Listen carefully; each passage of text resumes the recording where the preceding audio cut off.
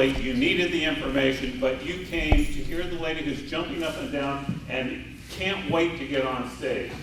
She's not new to us, she is an old friend. KrisAnne Hall is a constitutional attorney and scholar. Patty, I don't see Patty over there, but Patty will be manning the table with books because there's no way KrisAnne can tell us everything on her mind in just in 45 minutes to an hour. So the books are there. Please go stop by afterwards. Right now, may I welcome back to Grassroots America, We the People, Ms. KrisAnne Hall.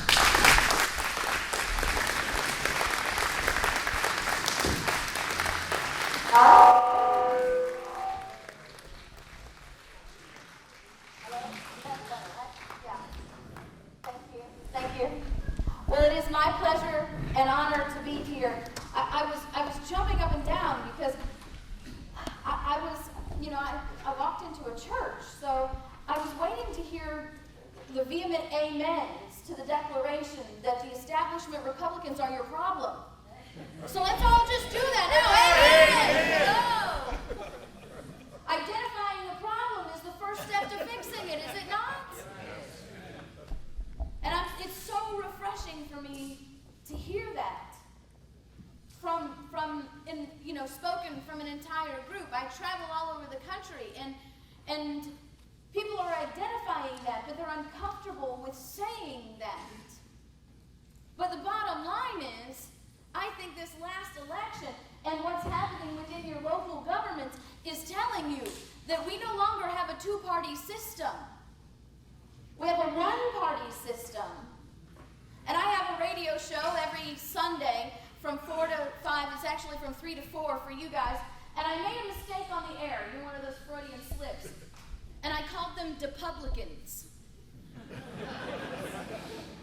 Because that's what they are. They're Depublicans. There's no R behind their name. There's no D behind their name. It's just a big fat dollar sign. And that's the only thing that they bow in homage to anymore.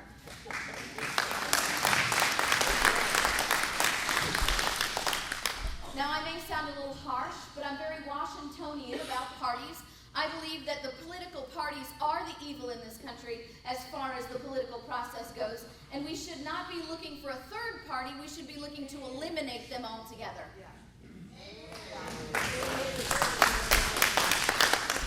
George Washington warned us what would happen if we were to have a party system. And see, that's why I teach what I teach. Now, I see lots of familiar faces. I don't know. I see people that I've never seen before, so I don't know if that means I've seen you and I just don't remember. But I want to thank you for coming. But I do want to recognize my college friends. Stand up. This is very encouraging to me. Thank you. High schoolers. Oh, high schoolers. Sorry. High schoolers. Well, look, you're going to be in college one day. I just sort of jumped the gun a little bit. This is what's important. You all know I teach a 5-hour workshop, right?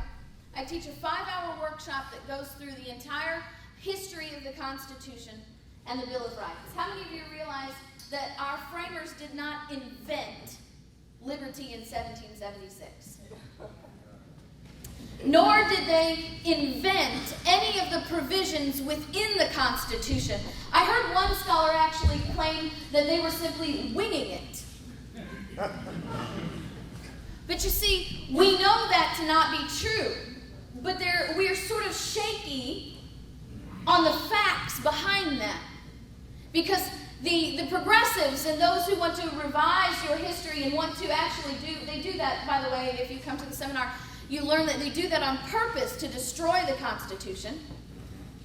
They do that so that you believe that the Constitution is a living, breathing document. And we all believe that it is not a living, breathing document. But we're a little shaky on how to actually prove that factually. Now, we can prove it philosophically. But it's difficult to beat a liberal in a philosophical argument because they don't respond to logic well. So if you're going to be standing in front of Justice Ginsburg or Alina Kagan or that famous constitutional scholar, our president, Barack Obama, I have to do that, sort of biting my tongue so I don't, get nauseous right here on the stage. You have to have facts. And there are facts. As a matter of fact, there are 700 years of facts. Our Constitution has a genealogy. And just like if my great-great-grandfather had not ever been born, I wouldn't be here. There are 5 fundamental documents that were written over 700 years that if they had not been written, our Constitution would not be the document it is today. And I teach in my seminar that Thomas Jefferson didn't write the Declaration of Independence. Does that shock you? He actually plagiarized it. He followed the same patterns that he inherited from his fathers. John Adams said, "Liberty must be supported at all hazards. We have a right to it derived from our Maker. But if we had not, our fathers have bought and purchased it for us with their ease, their estates, and their blood." You see, they didn't have to wing anything. They didn't have to make up anything. They inherited it, by the way, just the way we have. But we didn't invent the Constitution. We didn't invent liberty. We didn't invent constitutional principles. But guess what else? We didn't invent disappointment. We didn't invent struggle. And there is a price that must be paid for liberty. We have evaded that price for like 100 years. And don't you know we're paying the consequences of that, aren't we? We somehow think, how many of you on November 7th wanted to crawl under a rock? How many of your friends did? I mean, I'm traveling around the country, and I have spent the last few months traveling, especially that week after November 6th, talking people off the ledge. I mean, they want to just stop fighting. How many of you have heard this? No matter what I do, it just doesn't seem to matter. It's just not, I just can't do it anymore. I can't invest this emotion. I can't invest this time and this effort. It's just not doing anything. You've heard that, right? But you realize something, I hope. Liberty costs something. And we've yet to begun to pay for it. Precinct walking, phone banking, campaigning are all great fun. But that's not the price of liberty. That only happens once every 2 years. Can I tell you something that might sting a little bit? That's your reasonable duty as a citizen government. That's not the price to be paid for liberty. That is what is expected of you. And many of you did that. And when your candidate failed, and I know you had this Speaker of the House fiasco thing that went on, and I feel your pain. Because we're feeling it all over the country. We elected a governor. Our grassroots people elected a governor in the face of establishment opposition. And now our governor, supported and elected by the grassroots people, is turning his back on us.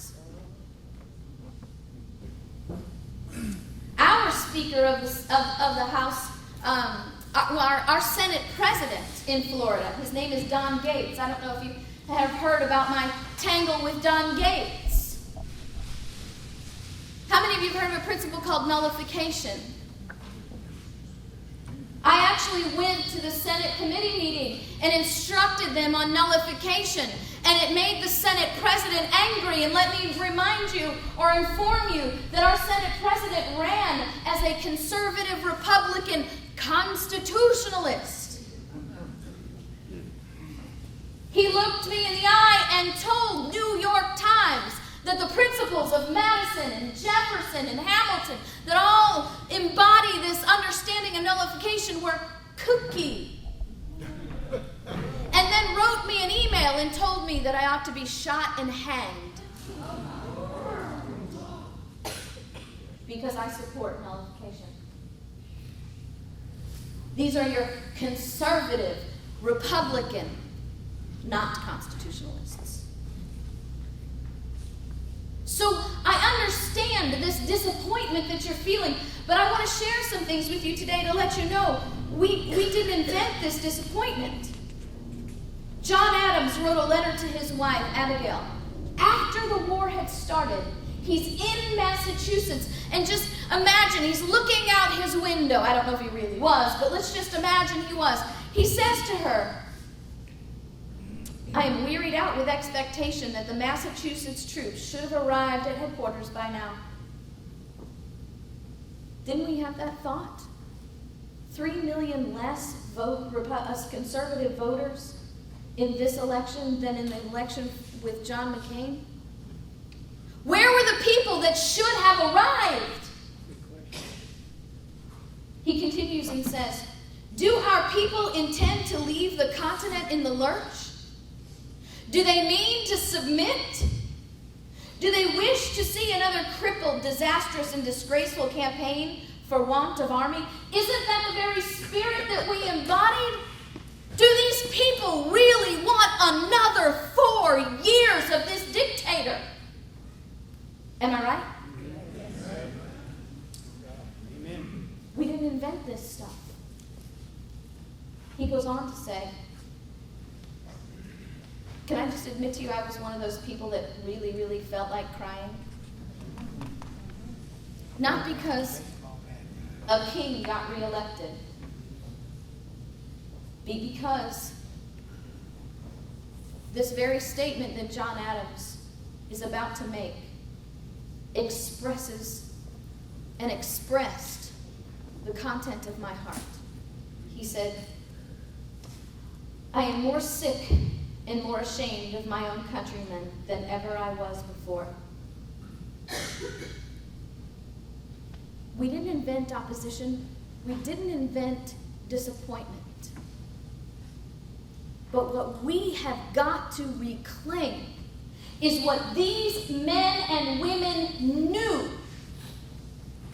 In spite of the opposition, in spite of the disappointment, in spite of the fear that we might have,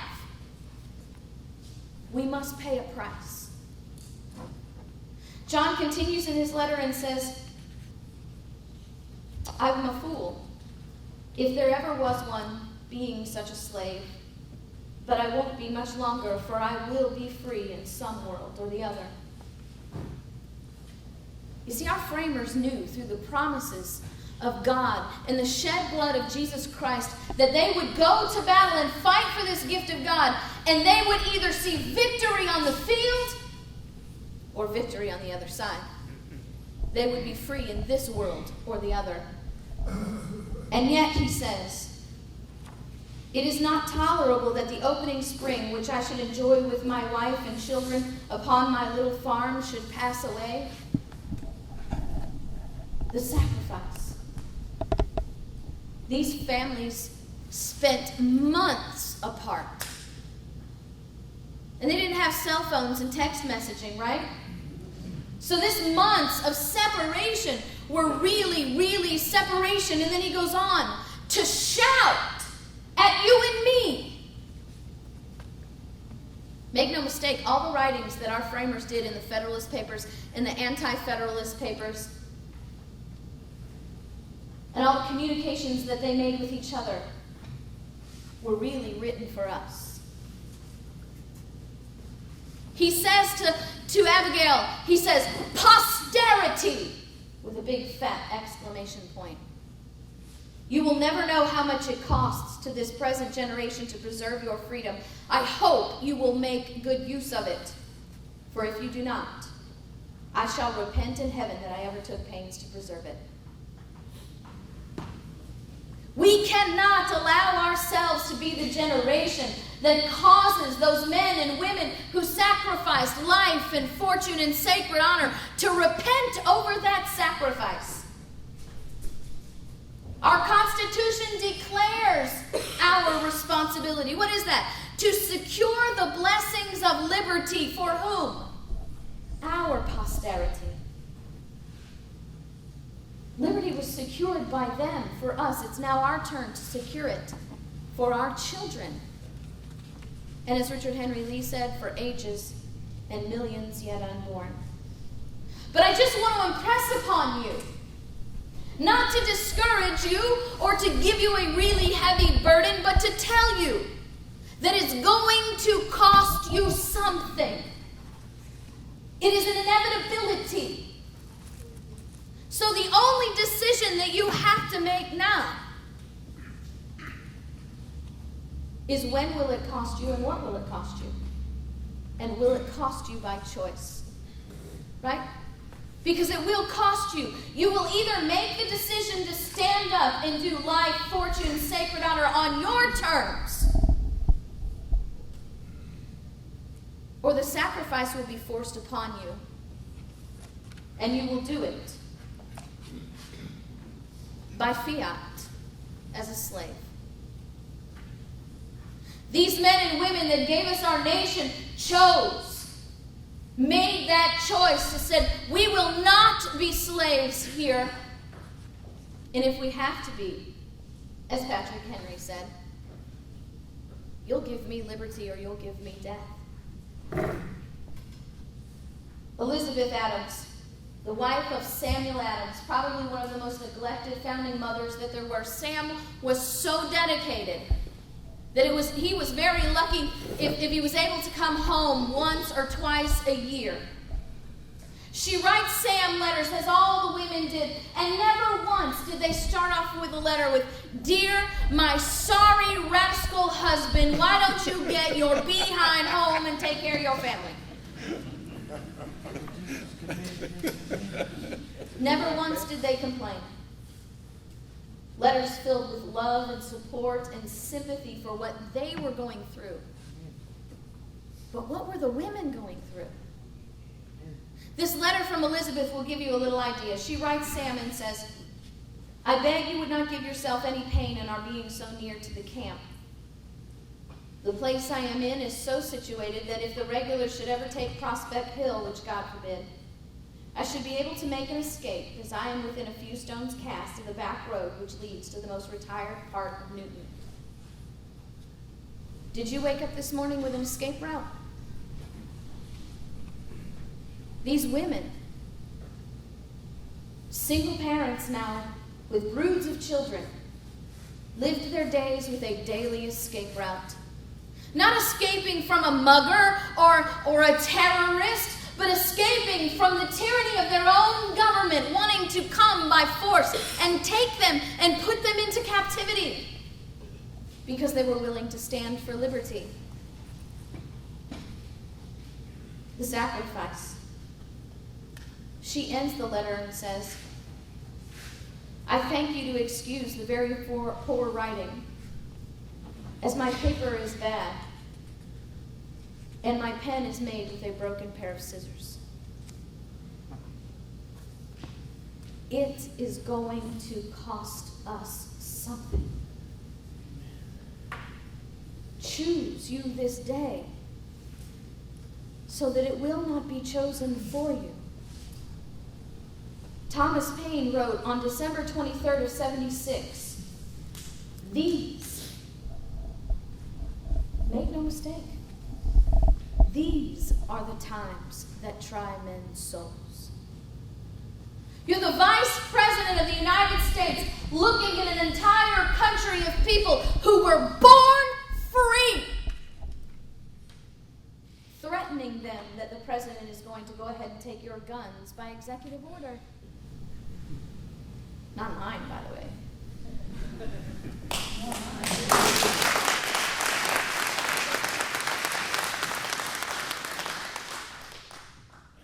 You see, I believe in the Second Amendment. I believe that my arms and the right to bear them shall not be infringed. And I actually know what that word infringed means, in spite of what most of the people in the government do not know. Apparently, they don't know how to read or something. I don't know. Give them a dictionary for Christmas, because they just don't get it. But you see, I don't think we have a Second Amendment right. And if you get to come to the seminar in Forney on Saturday, I'll show you why we don't have a Second Amendment right. We have a Second Amendment duty. You have an obligation. You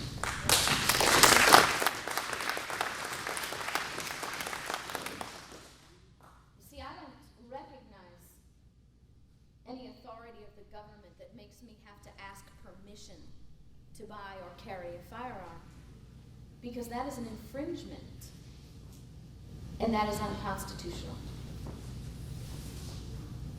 But Thomas Paine said, these are the times that try men's souls. The summer soldier and the sunshine patriot will, in this crisis, shrink from the service of their country. Those are all those people that have already quit. See, in those times that try men's souls, there is a great sifting of the wheat. And we will soon discover, as you guys did, in just a simple House Speaker vote, right? Who exactly were the sunshine patriots and the summer soldiers? If they can't keep their word in the simple appointment of a person to a job, how can you expect them to keep their word when your liberty is under threat? Because make no mistake, it is about integrity. And they can stand up and give you a good speech, or they can write you a really nice letter and look real pretty on camera. But the bottom line is, men are not defined by their words, they are defined by their actions. And their actions classify themselves. Now, don't feel bad if you elected someone that looks pretty and talked real nice and has no integrity now, you found. Just don't make that mistake again. Right? He says, tyranny, like hell, is not easily conquered. Yet we have this consolation with us, that the harder the conflict, the more glorious the triumph.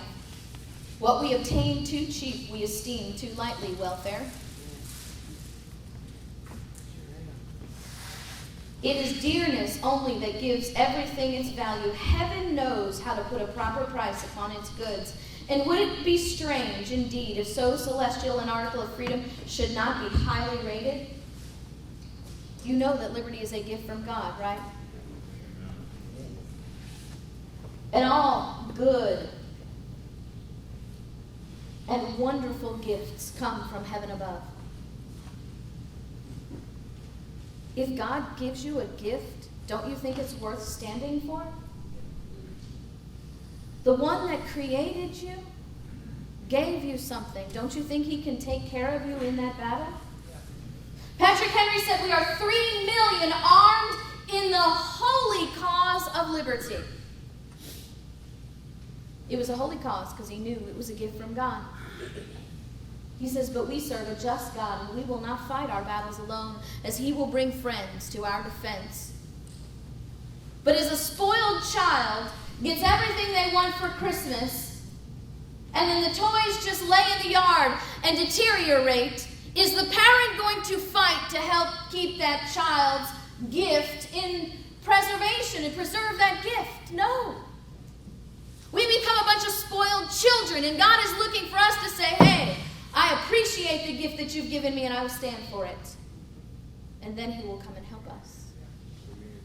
But then Thomas Paine goes on to describe a situation that they are dealing with. Britain, with an army to enforce her tyranny, has declared that she has a right not only to tax, but to bind us in all cases whatsoever. Thomas Paine has just articulated the very problem with Obamacare. The evil of Obamacare is not about health care. It's paying your taxes or being forced to pay a tax. The evil of Obamacare is a government that is standing up and saying, the Constitution is a mat under my feet. It no longer limits the federal government, and now I can mandate you to do anything that I want to. Make no mistake, that's the real argument here. I mean, wasn't that the argument that the states were making 2 years ago? Before we filed all these lawsuits and said, if the government can force us to buy health insurance, why can't they force us to buy cars since they now operate the motor vehicle industry?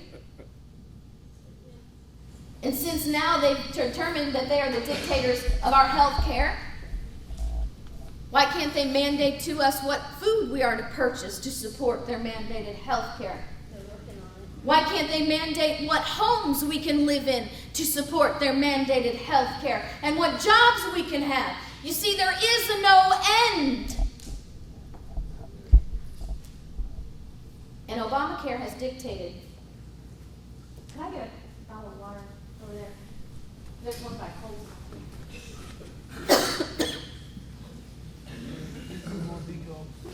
You guys are too dry up here. I'm used to drinking my water from the air in Florida. Yeah. What Obamacare is doing is telling you what Thomas Paine said, that they can not only tax you, but bind you in all cases whatsoever. And if your state legislators and your governor will not stand up and just wholly and completely declare that they will not comply with this unconstitutional mandate, they are telling you they do not believe the federal government is unlimited, that they support an unlimited federal government, that they do not believe that the states have the right and the duty to constrain the government under the Constitution. And they believe that you should all be slaves.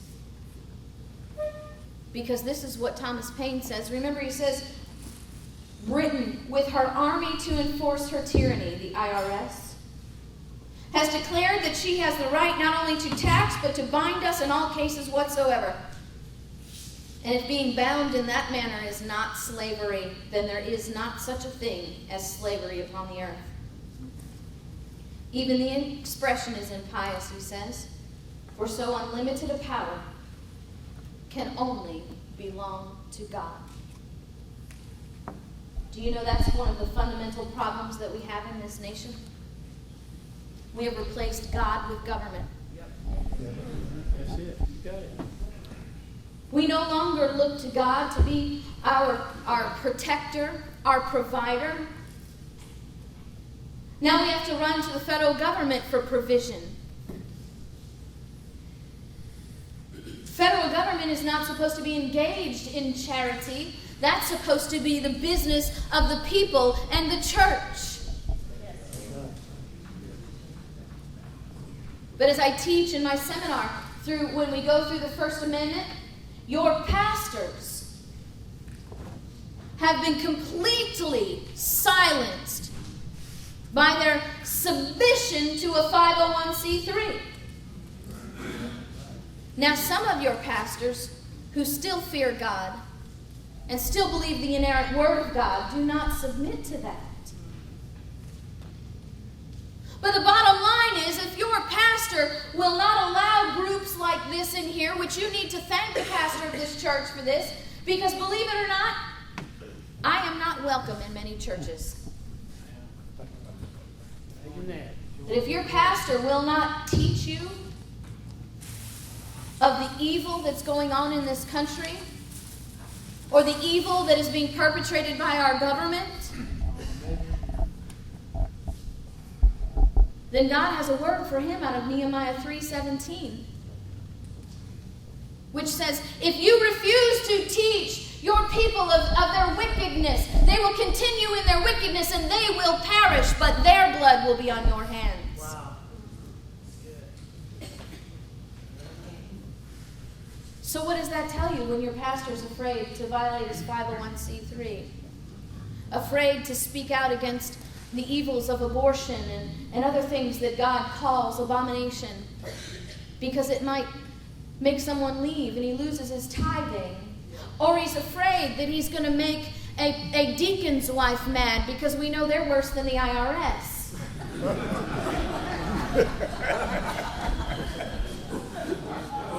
What is the common connector in all these things? Money, money, money. Your pastor has just declared to you that he has violated the first commandment. He's given himself over to idolatry of money. He's declared that he no longer fears the condemnation in Nehemiah 17. And if he no longer fears God, then he no longer has the wisdom of God. And he no longer deserves to be in your pulpit. These are the times that try men's souls.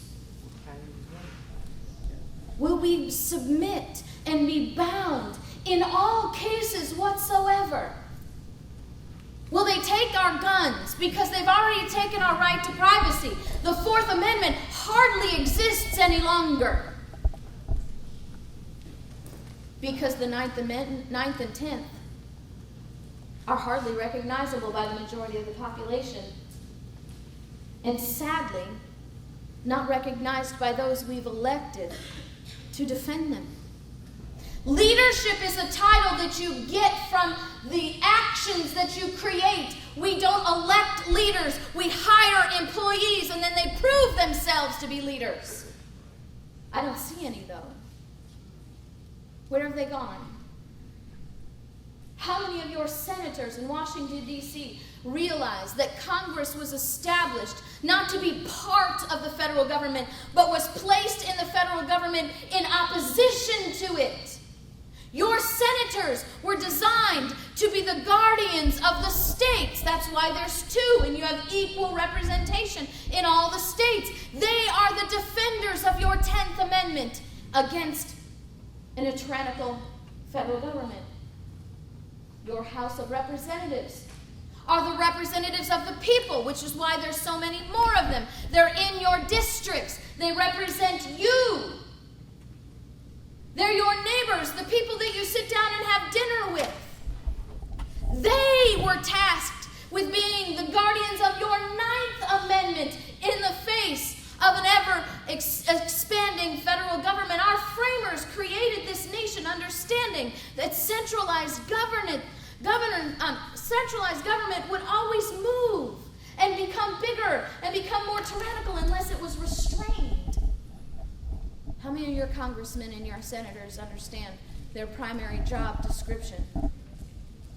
Your senators think that they're there in cahoots with the federal government. And your House of Representatives think their primary job description is national security. That's on the bottom of the list. What did Patrick Henry say? What would gentlemen wish? What would they want? Is life so dear and peace so sweet to be purchased at the price of chains and slavery? Forbid it, Almighty God. I know not what course others may take. But he went on, he said, give me liberty or give me death. He was asking the birthing nation, a group of people in a church, by the way, advocating the overthrow of the government. How many of your pastors would support that meeting? He's asking them, what could we want? As we step out to make our own new nation, what is it, the greatest achievements we could ask for? And then he answers that question. He says, life and peace. Because the greatest achievement of any nation is the right to life and the right to live that life peaceably. And then he asks us, are our greatest achievements so dear to us that we would purchase them with chains and slavery?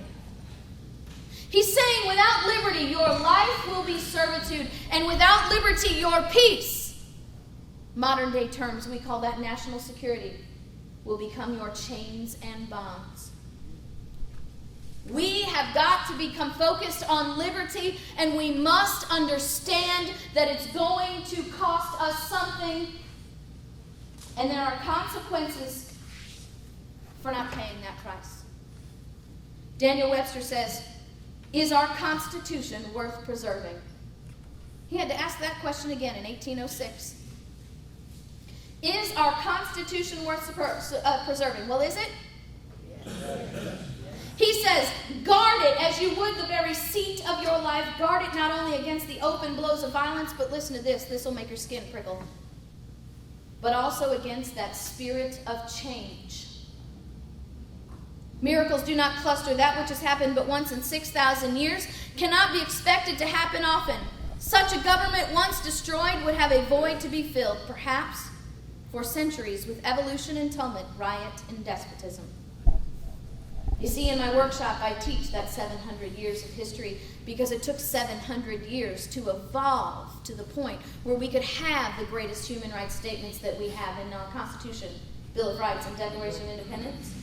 But it didn't happen overnight. It took 700 years. And there were periods of time, 100 years, at one point 400 years between evolutions. And in those periods were riots and tumult and despotism, people fighting for this liberty.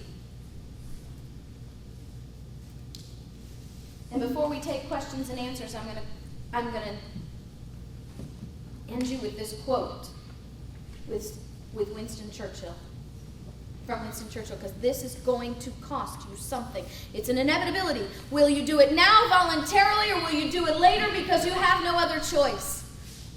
Still, if you will not fight for the right when you can easily win without bloodshed, if you will not fight when the victory will be sure and not too costly, you may come to the moment when you will have to fight with all the odds against you and only a precarious chance of survival. Yet there may even be a worse case. You may have to fight when there is no hope of victory, because it is better to perish than to live as slaves. I was a Russian linguist in the military. I not only learned the Russian language, but I learned the Russian culture, and I can guarantee you several things. If we do nothing now, we will not suffer the true brunt of oppression. But we will condemn our children to buy back a gift that we were supposed to buy back, and they will do it with that thought in mind, that it is better to perish than to live as a slave. That's why this ministry is so important to me and my family. We travel 6,000 miles a month on average. That's what I drive. That's not what I fly. We do everything as a ministry. I believe I'm a missionary to the people of the United States in defense of the Constitution because it's a price that I'm voluntarily paying. We work solely off donations and the grace of God and the word of mouth of everybody who has learned these valuable principles, who think that it's necessary to proclaim them throughout the country. Because I am not going to be responsible for shoving a musket in the hands of my child. I am not going to be responsible for 400 years of tyranny, despotism, riot, and tumult. And I just want to ask you,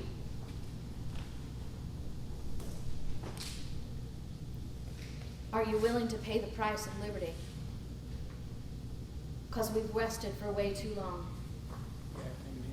We've become pacified in our prosperity. We've become lazy in our luxury. It does not take much effort or a whole lot of time to go downhill. And we've been going downhill for 100 years. And it's going to take a whole lot of work and a whole lot more time to get up that hill. But we have to understand that it is worth it. It is worth it. Our children are worth it. The gifts of God are worth it.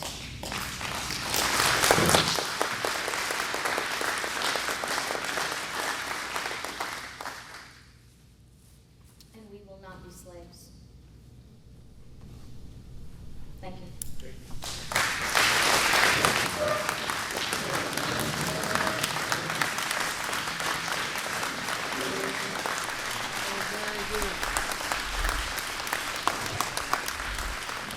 Now understand, we're going to do question and answer.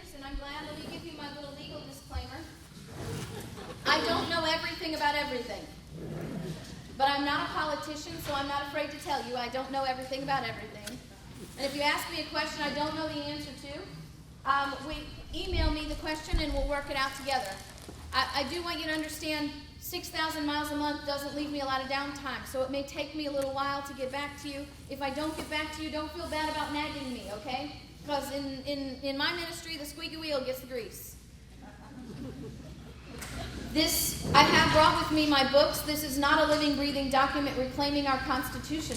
This is the 700 years of history that will prove to Justice Ginsburg, well, not her because she doesn't care, the Justice Ginsburg types, that our Constitution is not a living, breathing document based on fact.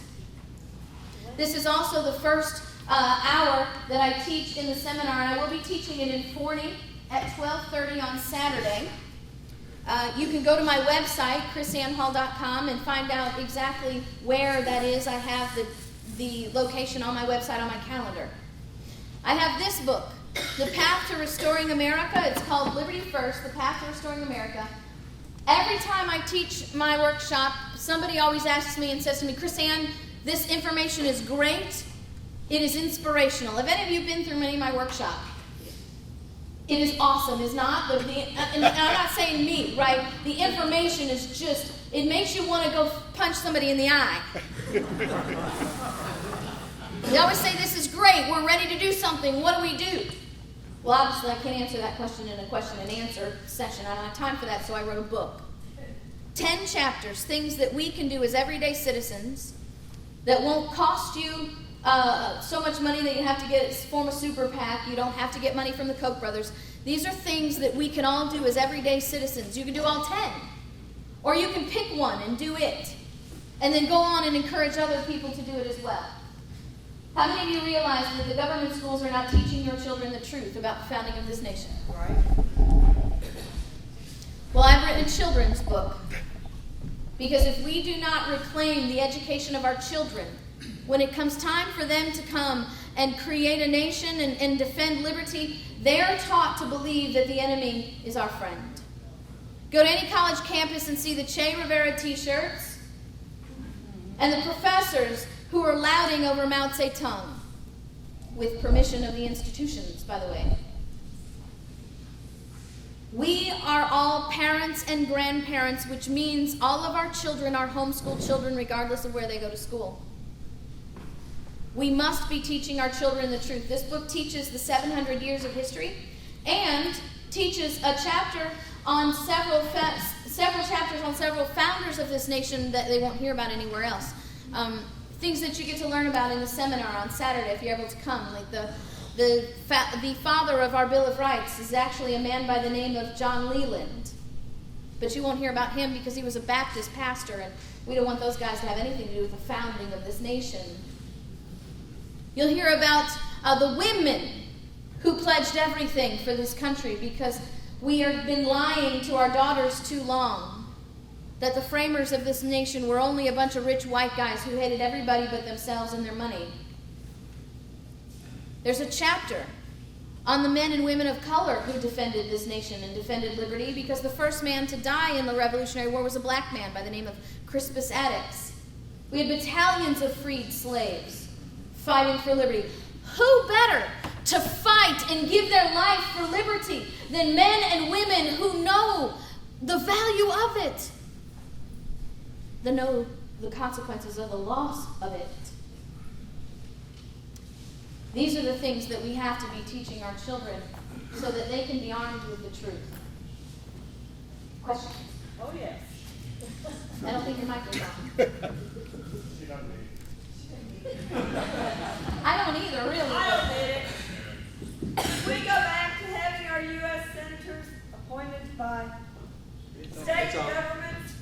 It's on. Look what happened with our Texas House Speaker.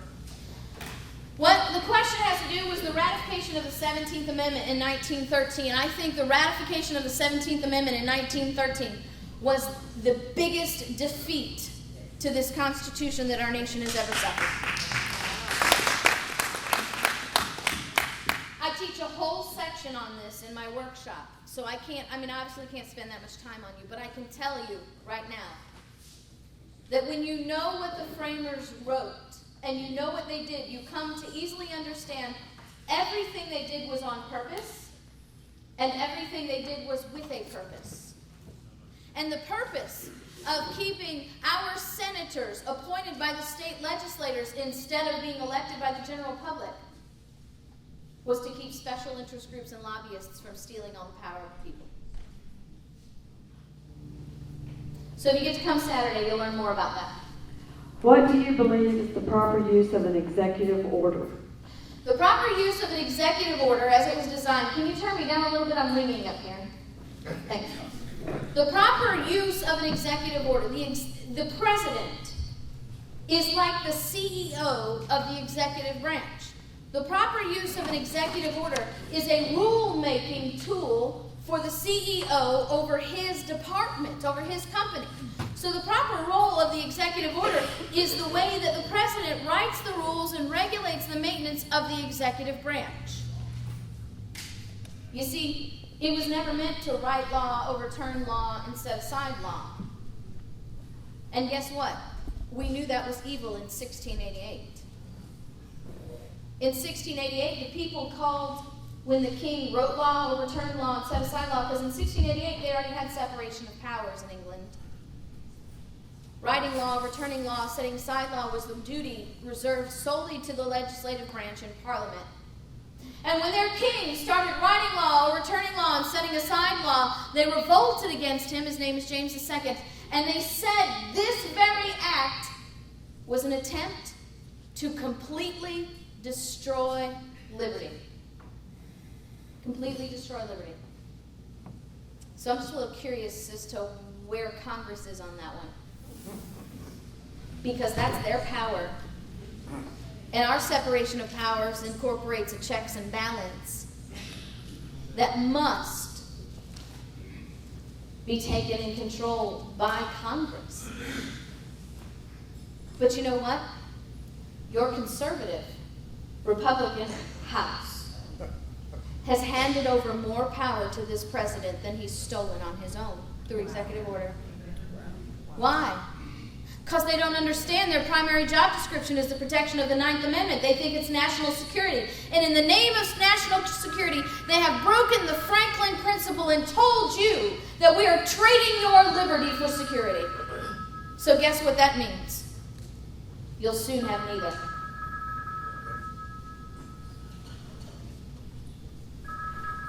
I'm sorry, Leslie. Mac, would you shut my phone off, please? It's in my purse. I confess. What do you It'll believe? stop ringing in a minute. What do you believe will be the most grotesque violation of liberty by the U.S. government in 2013?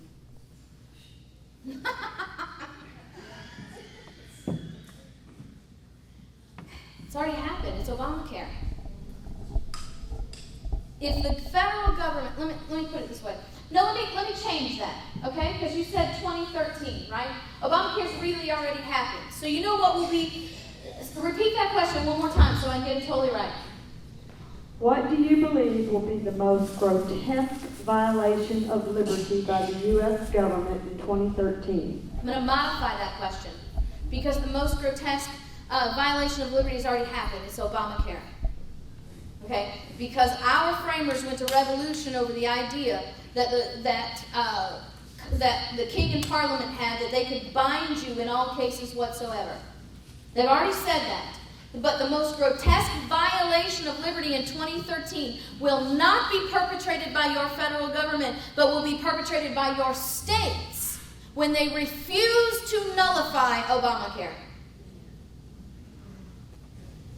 Because the federal government is broken. They're done. They've already established who they are, what they stand for, and what they're going to do. We're not going to fix this until we first fix our states now.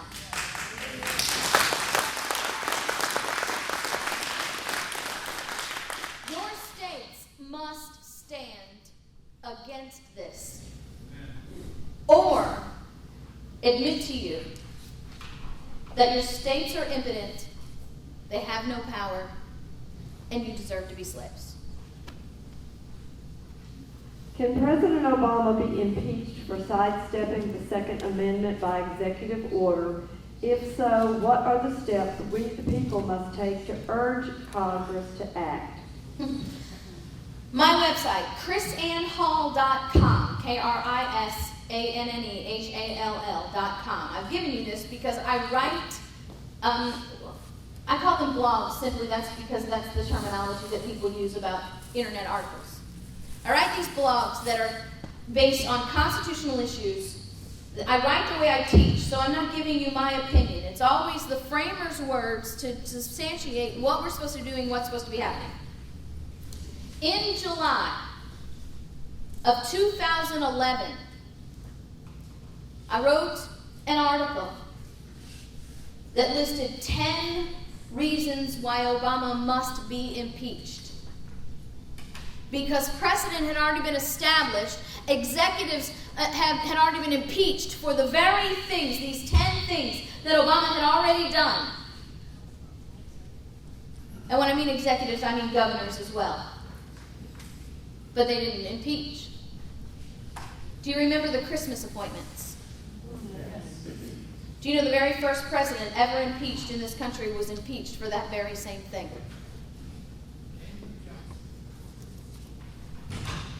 I confronted one of your House reps on this, actually, at the pleasure and honor of speaking at the Houston straw poll.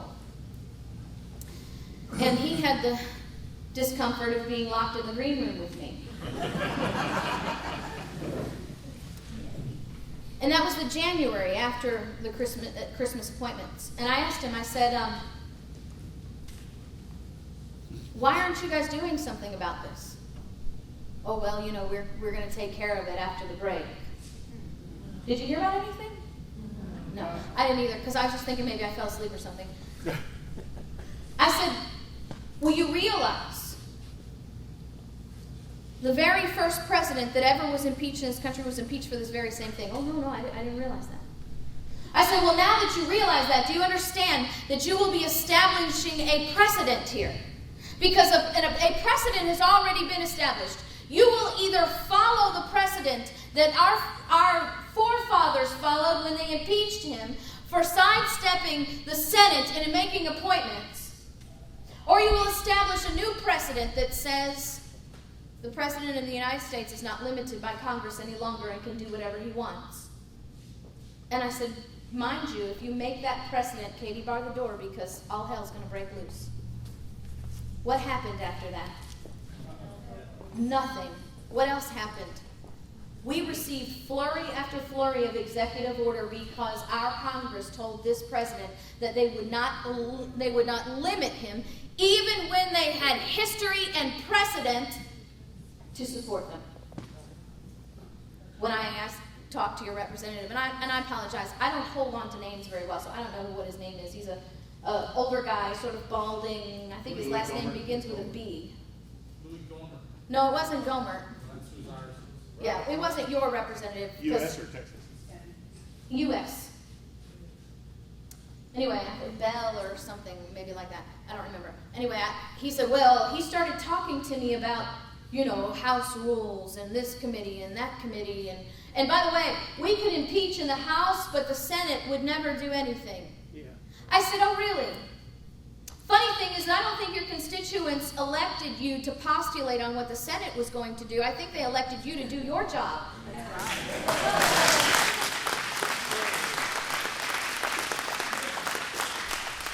If I went to work tomorrow and my boss came to me and said, KrisAnne, why aren't you doing your job? And I said, well, the guy next to me is not doing his job. How long would I hold my job?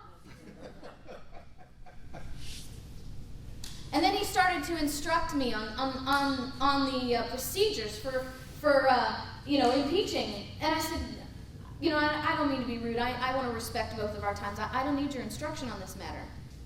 Article 2, Section 4 of the Constitution is all the instruction that I need, and it says he shall be impeached. Well, that didn't end well, obviously, because he changed the subject and said, do you have any children? Right? Let's talk about the family now, because obviously I'm not going to get anywhere talking to you. Yeah. So can he be impeached? He could have impeached in 2010. Will he be impeached?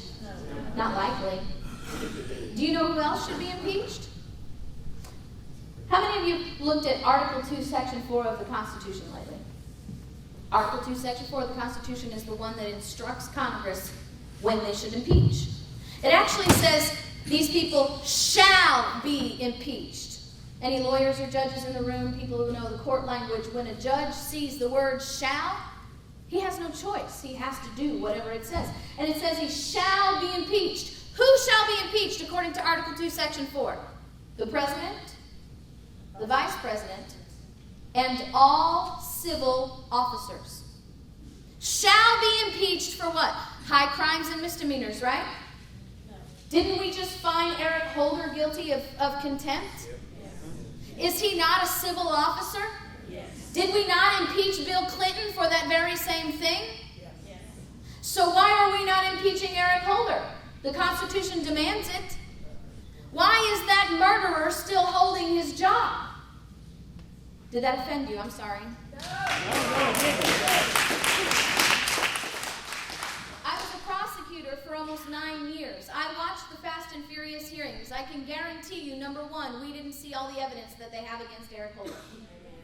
Number two, if the evidence that we have seen, they had it against me, I wouldn't be getting a finger wagging from Daryl Issa. I would be under a federal prison, because in this country, when you aid and abet the murder of an individual, you are guilty of that murder, and that is why Eric Holder is a murderer. Okay, I have 2 more questions. How can people aged under 18, unable to vote, best help preserve the gift of liberty or get it back? The best thing that anyone under the age of 18 can do is prepare to be 18. Okay? You must learn the truth. You must establish the foundation that will infuse you with the courage to have the integrity to make the stands that our generation lacks. We, as parents, must be raising young people who are able to stand in the fire for their principles. You see, I got into it with a congressman. That's why they hate me. We were on a panel, a grassroots panel in Washington, D.C. His name is Representative Gosar from Arizona. And he got frustrated with me and my friend, who is the co-chair of the National 912 movement. Her name is Stephanie Scruggs. And he got aggravated with us because we were telling the crowd, we've got to get back to the Constitution. It's the only way we're going to restore this nation and fix this broke-down machine. And he said, this sounds great, but the problem is we have to learn to compromise on these issues because 50% of the population no longer knows or even believes in the Constitution. There was like 0.2 seconds of awkward silence while my head stopped exploding.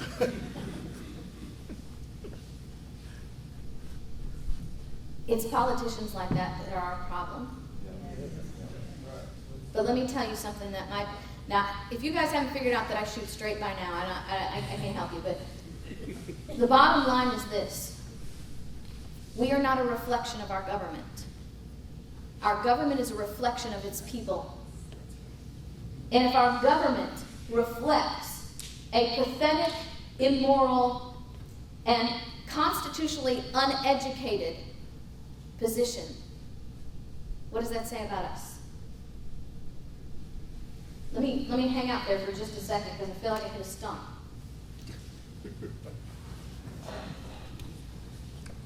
Are we a Christian nation? Yes. Actually, we are not actually a Christian nation. We are a nation built on a Judeo-Christian worldview.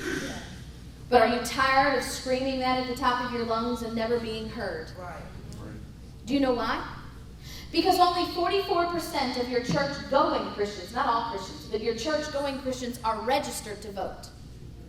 And of those 44% that are registered to vote, statistics tell us only 44% of those actually vote. So if the government is a reflection of its people, those people who are supposed to be reflecting that Judeo-Christian worldview and supporting the morality that actually gives us liberty,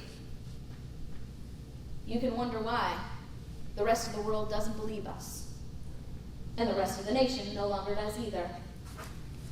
Because that's about 25% of the people who sit on the pew with you actually vote. You see, we do not have an economic crisis. We do not have a political crisis. We have a moral crisis in this country.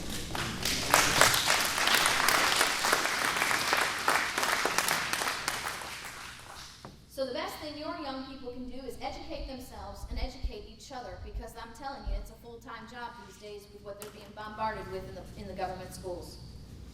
And the best thing that you can do, parents, is either take over your school board and change what your children are being taught, or take them out. Yeah. Because that may be the price of liberty that you have to pay. How many times has the IRS audited in the last 4 years? Audited who? You. Me? Last year? In the last 4 years? I've only been teaching for 3 years. And I've only really been a huge thorn in their side for about 2.5. And about 6 months after that, they returned my tax return from last year and told me I had to pay them $10,000 or actually, once you work out all the, they have funny math in the IRS. Right? It comes up to about $2,400, but as soon as they start getting a hold of the taxes and the fines and penalties and all that other stuff, who knows what it's going to be. So that's a funny question. You guys expect that, don't you? I did. I was military intelligence, okay? If you're doing what I'm doing or doing what Joanne's doing or any of what you're doing, they're watching you, they're listening to you, they're reading your emails, your text messages. You see this smartphone? How many of you know people who have had smartphones? And I get the good ones because I'm on the road all the time. This is like my laptop. It's got to be good. How many of you know of people who have had to replace their smartphone 3 times in a year and a half? Because of crashes. I've had my emails totally wiped off several times. A year and a half or so ago, I was in Waco. And when I left Waco, I stayed in Waco for 8 months until I got a new phone. Every time I went to put something in my GPS, it started me off in Waco. AT&T didn't know what was going on. At that time, I had a HTC. The company couldn't figure out what was going on. They couldn't even fix it with doing a hard reset. So this is actually my 3rd or 4th phone. But it doesn't bother me because I don't do it with their permission, and I know I'm going to do it with their opposition. And frankly, you not only define yourself by who your friends are, but you define yourself by your enemies. And I think it's a badge of honor that they hate me. I get nasty emails. I had somebody post all of my personal information on a website. Address, phone number, name of my husband, name of my child, his cell phone number, everything on this website declaring me an enemy of Obama. I went, woohoo! Yeah! That's right! But every once in a while, I shout out and say, hey, Janet, how are the boys? Hope you guys are learning something about the Constitution today. Maybe once in a while, I'll plant a seed that will actually convert somebody over there, and they'll come away from the dark side. So, you have another question? Oh. No, ma'am. Thank you so much. Ladies and gentlemen, KrisAnne